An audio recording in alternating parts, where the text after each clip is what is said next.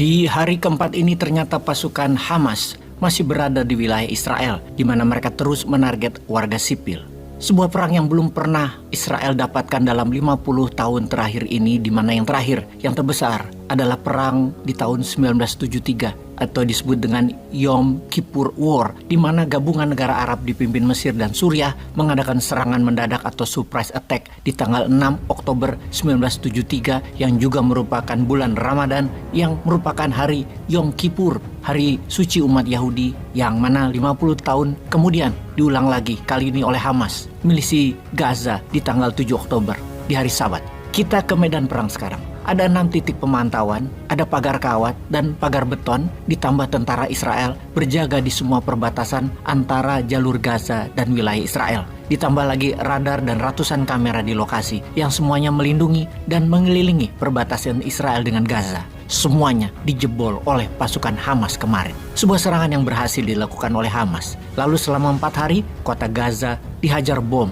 dan lebih dari 1.000 target dirusak yang diduga markas Hamas sebagai serangan balik yang dilakukan oleh pihak Israel. Sejauh ini tercatat korban 800-an warga sipil Israel dan 500-an warga sipil Gaza serta ratusan tentara Hamas telah mendekati angka 2.000 orang meninggal dari kedua belah pihak dan lebih dari 5.000 yang cedera. Ditambah ratusan orang menjadi sandera oleh Hamas dan ratusan tentara Hamas ditangkap oleh Israel. Kondisi di jalur Gaza kini semakin parah karena sejak hari pertama Kementerian Pertahanan Israel yang dikomandoi oleh Yoav Gallant memerintahkan pengepungan total Gaza dan mencekik penduduk Gaza. Pengepungan total dilakukan dengan mengerahkan 10.000 tentara darat, kemudian memutus listrik, memutus air, memutus bahan bakar, memutus jalur distribusi barang dan pangan, di mana jalur Gaza selama ini penduduknya dikendalikan Israel untuk kebutuhan sehari-harinya seperti listrik, BBM, pangan, dan air. Sekarang 100% ditutup agar tercekik warga di jalur Gaza.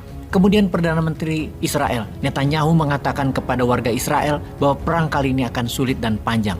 Dan bersiaplah yang terburuk. Dan kita semua tahu Israel warganya melakukan wajib militer 2-3 tahun di masa mudanya. Dan inilah drill latihan perang yang mereka lakukan untuk warganya sebagai Fifth Army atau Angkatan Kelima, bersiap untuk perang jangka panjang. Sementara Hamas menggunakan ratusan sandera untuk menekan pihak Israel. Kalau terus mengebom Gaza, maka sandera dibunuh tanpa pemberitahuan sebelumnya. Pasukan Hamas masuk ke Israel, semuanya pasukan kamikaze, pasukan berani mati.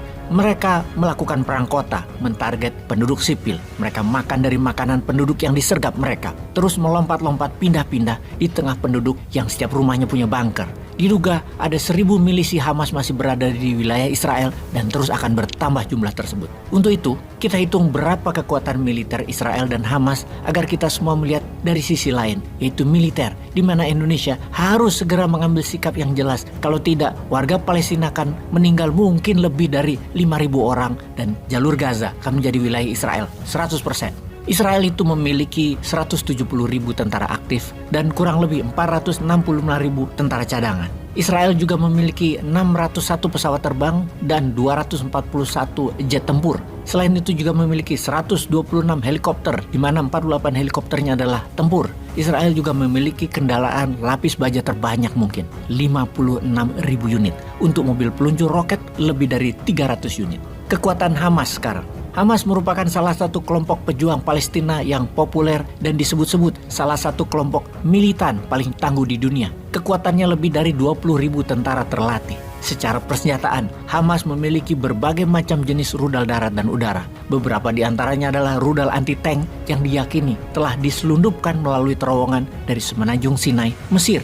Hamas memiliki persediaan sistem rudal jarak pendek yang sangat banyak seperti Qassam dengan jangkauan 10 km dan Quds 101 dengan jangkauan lebih dari 16 km. Selain itu, Hamas juga mengoperasikan berbagai sistem rudal jarak jauh seperti M75 dengan jangkauannya lebih dari 75 km, The Fajr jangkauannya hingga 100 km, dan IR 160 hingga 120 km.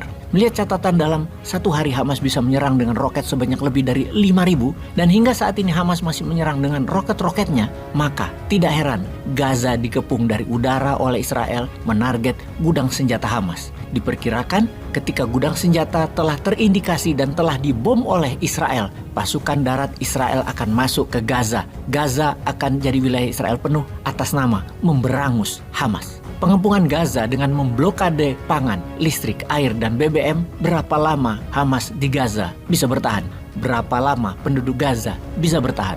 Menurut perhitungan Kementerian Pertahanan Israel, kurang lebih seminggu lagi. Tidak ada akses dari selatan Gaza yaitu Mesir, tidak ada dari Laut Mediterranean. Posisi masuk dari Mesir ada di wilayah Kerem Shalom yang mengirim makanan. Sekarang sudah diblokir Israel. Apa yang dilakukan Israel bisa membuat lebih banyak lagi korban warga sipil Palestina di jalur Gaza, karena pastinya tidak ada obat-obatan untuk menyembuhkan korban dan akan membuat dunia semakin parah. Karena walaupun Israel dan Palestina bukan negara penghasil minyak bumi, harga minyak bumi sudah naik lebih dari 5% dan akan mendekati $100 per barelnya. Indonesia masih impor, BBM kita bisa 20.000 perak per liter. Lah biar iki bernegaranya. Peace.